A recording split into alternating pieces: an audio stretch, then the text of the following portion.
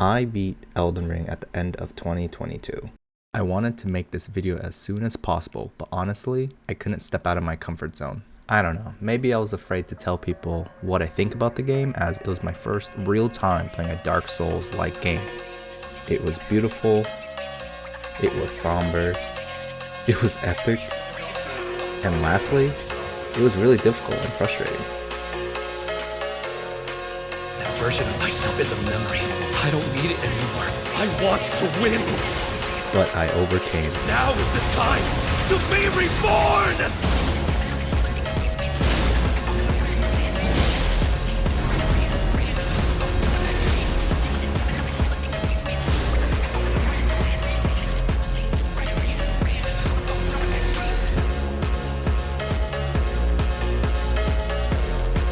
What is thy business with these thrones?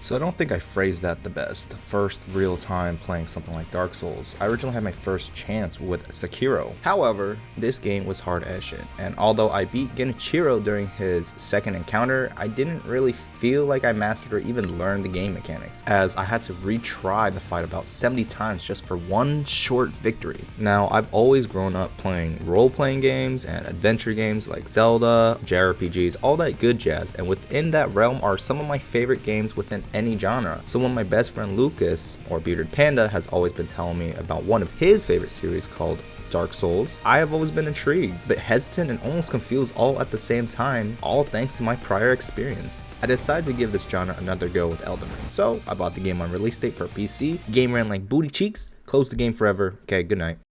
The game would have constant stutters and dips and critical moments, which led me to lay off the game for 5 to 10 hours in. Turns out that the PC ports from FromSoftware games are not always the best. So I didn't touch the game for about 9 months until my sister's boyfriend actually gave me a physical copy for early Christmas on PS5.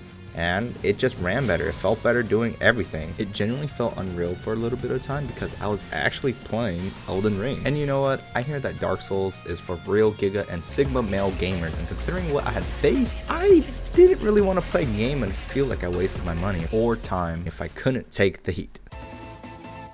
Starting out in the lands between was endeavor itself, and I am not even gonna lie, I died to the Soldier of Godric a couple of times because I decided I wanted to go bandit my first time playing. Now, I love any thief, archer, or rogue type class in MMORPGs or any game that lets you choose those type of classes, so why was it so hard here? Well, it's pretty simple actually. It's the length of my dagger. Ooh, that's kind of small. Yikes. I think playing with it now, I would probably be okay, but the dagger is too dang short to be comfortable for my taste, especially when I'm new. So now what? I'm getting shit on again. So what do I do?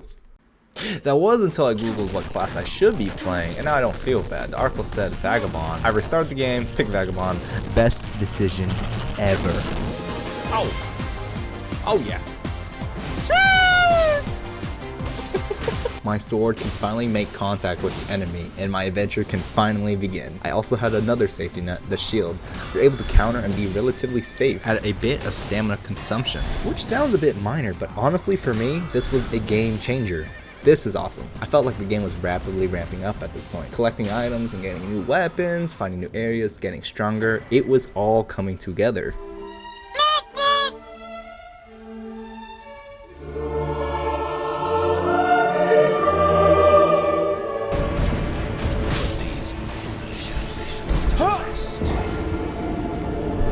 Is the blade gonna come out? Like, is the blade gonna come out? Where's the blade at? I don't get it.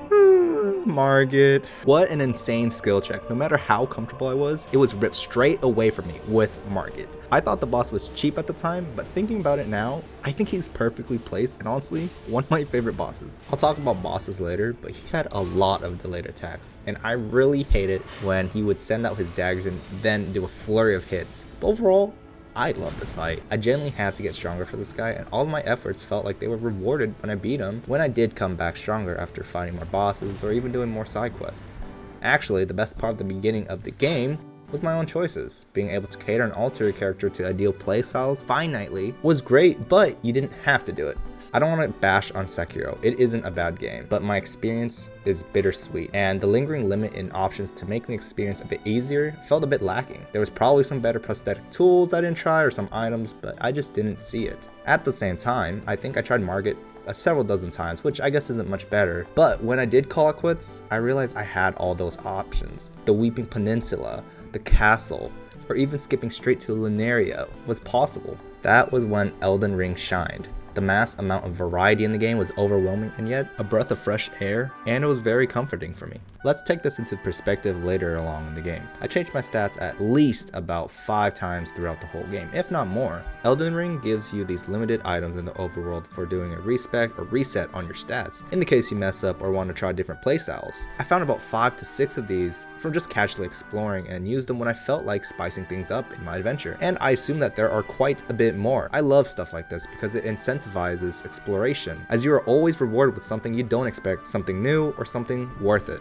Now, something about the lands between that I must commend as well is the pure eye spectacle. This game looks great, even though I hear people complain about it. The art direction of the game kept me engaged throughout the grand epic journey. We got lands of pure autumn, snowy peaks, fiery volcano tops, desolate ruins and cities, you name it, all integrated into a map that is exciting. I talked to Lucas about this and he told me that I didn't even explore some of the places, like the Haligtree for example. This map feels so freaking continental and memorable. Cap that with additional dungeons, caves, catacombs, even secret areas. Like I said, it is overwhelming and comforting because you can check it out at your heart's content.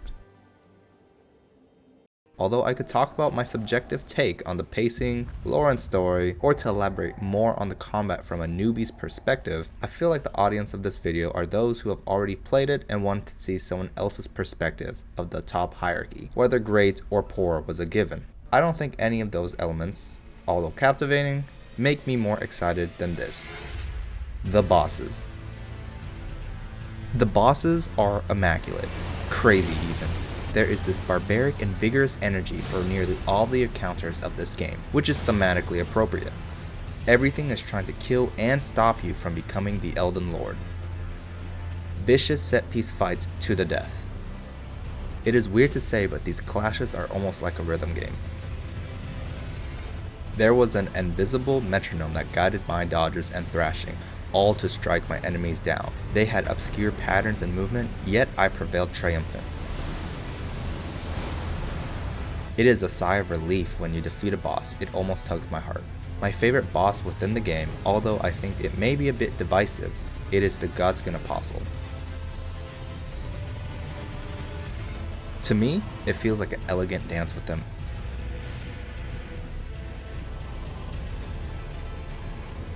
And I never felt cheated, unlike the Michael Jordan incarnate over here.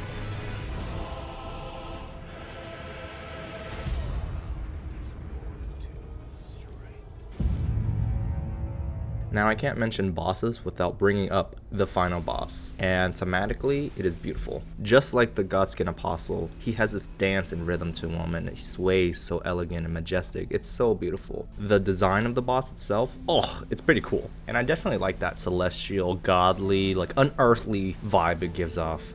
The arena, everything fits it perfectly. However, actually fighting the boss itself is a bit annoying. I personally think Radagon was the better final boss because he had perfect difficulty, while the final boss, although cool concept, was a little bit annoying to fight. It has tons of HP, has a lot of moves that flee and you have to chase them down, it has a lot of moves where you are just waiting, it also has a lot of moves where you're running away from it. All things encapsulated make him a very lengthy boss. Overall though, amazing.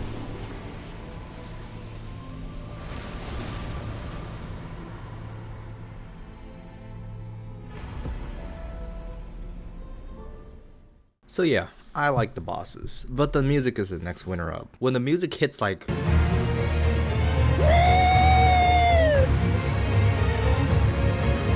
I tell you, it was perfect. Perfect. Everything, down to the last minute details. that is hype. But as hype as the music is, I have my gripes with Elden Ring. Some minor, but this one aspect of the game did hinder my overall adventure. In the video, I mentioned a variety of options helped me out, as it made my experience more comfortable based off how much I really wanted it to in the early game. However, came the latter half or latter third of the game where I felt like this did not hold up entirely true. The difficulty scaling towards the mountaintops of giants and Farum Azula did not do it for me, specifically depicting Farum Azula. This is my rock bottom for Elden Ring. The setting and topography around this area is top notch and potentially my favorite, but the way these enemies scale tell a different story. I started to notice these monsters were 3-shotting me at the mountaintops, but it was doable and made for an exceptional fight with the fire giant. Didn't think much of it, spawned in Farum Azula, everything 2-shot me. I was like level 120 and had a decent amount of vigor put into my character.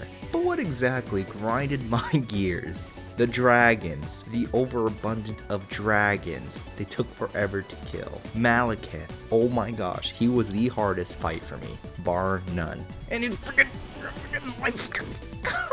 he took over 3 hours of constant playtime. And you know what, epic or not, F the fire giant at the same time. Look at this. It also doesn't help that he also 1 to 2 hits me. Okay, I have other gripes with the game as well. I honestly believe that the developers could have fleshed out some catacombs and caves a little bit more. They have the same layout and same paint throughout the whole game, but that pales in comparison to how much I hate the end game difficulty. And of course, I had to encapsulate the whole package because there's so much to do. That's why it wasn't even worth bringing up. In some ways, what I'm saying is almost contradictory. You grind the overall, get stronger, and you can beat the game. However, everything was gradual. This is like saying I know how to swim, but then you throw me with Michael Phelps and now I have to race against him. Yeah, it's that bad for me. You could also argue I suck. Yeah, that's 100% probable. I just wished there was a little bit more consistency with difficulty during the endgame. I believe I got to describe all of my main notes for Elden Ring. The love for bosses, music, scenic choices, exploration, weapons, combat.